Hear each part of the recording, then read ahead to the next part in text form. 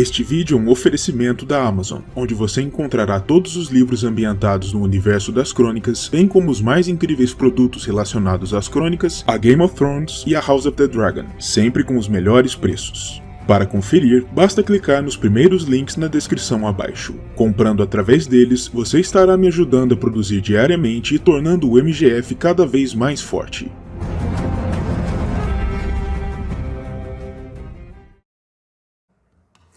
Saudações a todos, sejam muito bem-vindos a mais um vídeo especial do MGF, e neste vídeo me propus a fazer mais um desses tópicos que eu considero como de utilidade pública, especialmente para as pessoas que são recém-chegadas à obra, ou então aquelas que vão embarcar nesse universo com a estreia de House of the Dragon, que deve acontecer agora em 2022, Esse vídeo está sendo gravado no último dia do ano de 2021 e essas pessoas, eu imagino, vão precisar se introduzir mais, se inteirar mais a respeito dos tópicos principais da dança e dos eventos que conduziram à dança em si. Esse tópico é o mais importante dentre esses pontos anteriores à dança. O que me propus a fazer agora nesse vídeo é explicar por que é que os meio-irmãos Aegon e Rhaenyra, afinal, se odeiam. Quais foram os eventos que levaram às animosidades entre esses dois lados e entre as duas facções, a facção negra da princesa Rhaenyra e a facção verde do príncipe Aegon? Quais foram os eventos que levaram esses dois parentes a tirarem as gargantas um do outro?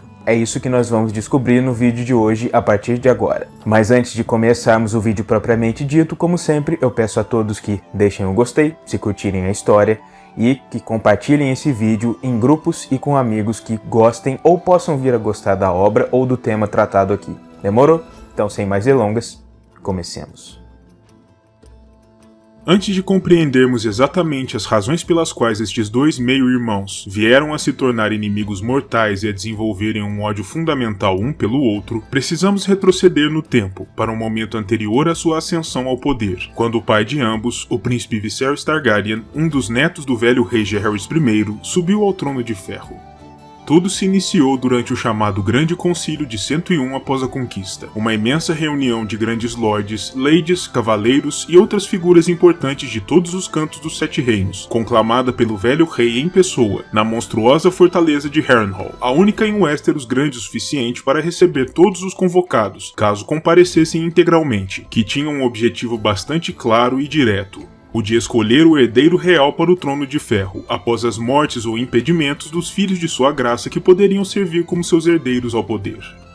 Mais de uma dezena de possíveis herdeiros ao poder se apresentaram durante o concílio, mas ao final das deliberações, os senhores de Westeros precisaram escolher entre dois candidatos mais bem cotados: o príncipe Viserys e Sor Lynor Velaryon, o herdeiro do Senhor das Marés, e um dos filhos da casa nobre mais rica em Westeros naquele momento, depois das lendárias viagens de Lord Corlys ao Oriente, que lhe renderam uma fortuna tamanha que tornava sua casa capaz de rivalizar até mesmo com os Lannister ou os Tyrell em opulência.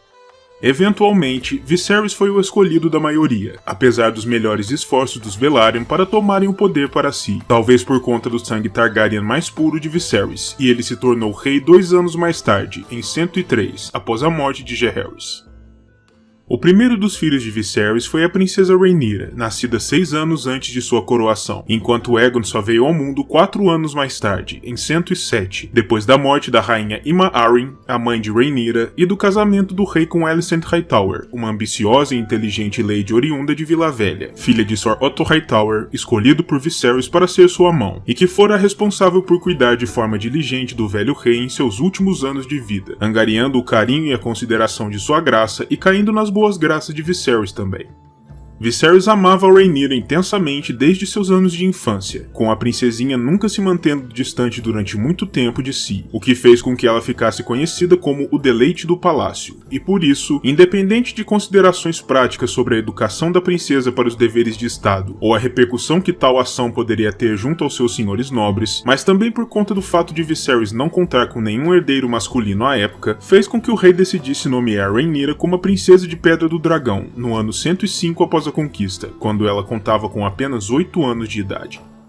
Naturalmente, isso gerou uma considerável controvérsia entre diversos senhores na corte, que nunca se viram e, em certos casos, jamais aceitariam ser governados por uma mulher, não importando o quão bem preparada fosse, mas Viserys, que sempre foi um indivíduo ansioso por agradar a todos, mas, ao mesmo tempo, nunca fora bom ouvinte de críticas, simplesmente fechou os olhos e tapou os ouvidos àquilo que não desejava ver ou ouvir, e manteve Rhaenyra como sua herdeira, chegando ao ponto de convocar diversos senhores nobres para prestar perante si, no Trono de Ferro, um juramento de defender os direitos de sua filha àquele mesmo trono quando ele, Viserys, falecesse.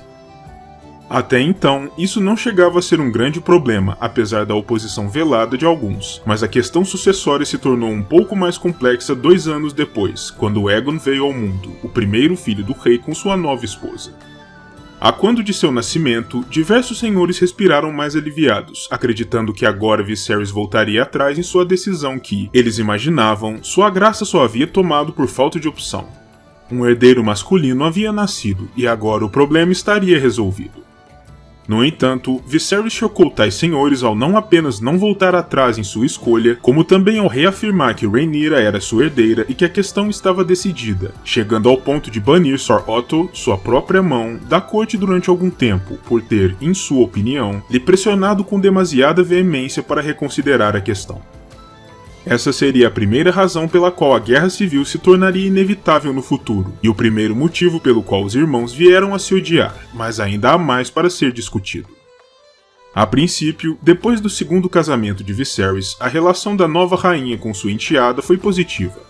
Ambas encontraram coisas entre si que as aproximavam e até mesmo desenvolveram alguma simpatia mútua. No entanto, essa relação rapidamente se deteriorou depois que Aegon nasceu, pois a partir deste momento, cada uma das mulheres passou a desejar e a perseguir a ambição de se tornar a primeira dama do reino, por assim dizer. Rhaenyra, sendo a herdeira apontada, sentia que o prestígio e a honra lhe cabiam, pois ela governaria um dia, de acordo com a vontade do pai e com a tradição do reino, até certo ponto, já que ela era a filha mais velha de sua graça. É certo que a tradição também privilegiava o filho mais velho do sexo masculino, e que apenas no Principado de Dorne a primogenitura absoluta era a regra, mas Rhaenyra acreditava que, com a boa vontade, com poder e com força de desejo, tal regra poderia ser circundada, e ela poderia vir a se tornar uma grande rainha, conquistando até mesmo os senhores que desconfiavam da ideia de uma mulher sobre o trono. É preciso ainda citar, mesmo que de passagem, o casamento de Rhaenyra a Sir Lyonor Velaryon, que durou apenas alguns poucos anos, mas lhe rendeu seus 3 primeiros filhos, além de uma ligação de sangue com a ambiciosa Casa do Mar Estreito, que já vinha desejando se imiscuir no poder real desde os tempos do Grande Concílio, o que ajuda a explicar em parte a sanha dos negros pelo poder. Ademais, o segundo casamento de Rhaenyra, dessa vez com seu tio, o príncipe Daemon, irmão mais jovem de Viserys, também foi bastante significante para essa relação de ódio contra os Verdes, tendo-se em vista que Daemon era bastante ambicioso e sedento pelo poder por seu próprio direito, e se ressentia profundamente dos filhos de Alicent, em especial de Aegon, por ter lhe empurrado ainda mais para baixo na linha sucessória, algo que o orgulhoso Daemon não conseguia engolir. Alicent, por outro lado, vinha de uma das casas mais ricas e poderosas de Westeros e tinha um gosto natural pelo poder e pela majestade. Ela era uma mulher tremendamente inteligente e ambiciosa, que agora desejava, através de seus filhos Aegon e Aemond, nascido em 110, projetar seu próprio poder de maneira indireta, elevando o nome de sua casa e aumentando seu próprio prestígio na corte, talvez até mesmo atuando como rainha regente de Aegon, se Viserys o declarasse como herdeiro e morresse antes de sua maioridade. Ademais, é preciso considerar ainda a ambição de seu pai, Sir Otto, que agia nos bastidores havia tempo para aumentar também a influência de sua casa, e era então o segundo homem mais poderoso dos reinos, atuando como mão. A animosidade entre essas duas mulheres, que inevitavelmente emergiu a partir do conflito claro de interesses, foi o segundo motivo a explicar o ódio surgido entre os irmãos, mas naturalmente ainda não explica tudo, pois ainda não adicionamos na equação o outro polo dessa relação, Aegon em pessoa. Por mais ambiciosa que fosse Alicent, e por maior a influência que ela fosse capaz de exercer por sobre os filhos, não é possível ignorar as motivações pessoais do próprio Aegon, e é sobre elas que falaremos agora. Aegon, a princípio, era um jovem taciturno de temperamento morno para frio, nunca tendo sido realmente moldado pelo pai para governar, dada a convicção de Viserys de que Rhaenyra ocuparia esse papel. Como resultado, Aegon nunca teve grande desejo pelo poder, embora compreendesse perfeitamente a extensão da ambição de sua mãe e quanta fé ela depositava por sobre ele.